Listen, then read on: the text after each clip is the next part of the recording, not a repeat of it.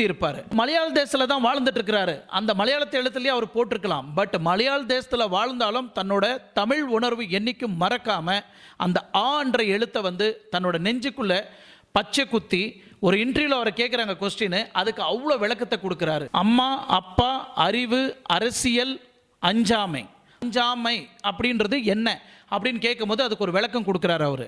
Fearless, எவனுக்கும் நாங்கள் பயப்பட மாட்டோம் அப்படின்னு அதோட அர்த்தம். நான் பாடக்கூடிய இந்த பாடல், நான் பேசக்கூடிய இந்த வார்த்தை எனக்காக மட்டும் இல்லை, என்னோட குடும்பத்துக்கு மட்டும் கிடையாது. உலகத்தில் எத்தனையோ மக்கள் இந்த மாதிரி ஒதுக்கப்பட்டிருக்கிறாங்க. இவங்க எல்லாரையுமே நான் ஒன்று சேர்க்கணும். அவங்களோட வழிக்காக தான் என்னோட பாடலாக நான் வந்து என்னோட வேதனையை என்னோட பாடல் மூலிமா மக்களுக்கு நான் புரிய வச்சுட்டு இருக்கிறேன் அப்படின்னு தன்னோட வேடன் அறிவுபூர்வமான வார்த்தைகளை வெளிப்படுத்துகிறாரு.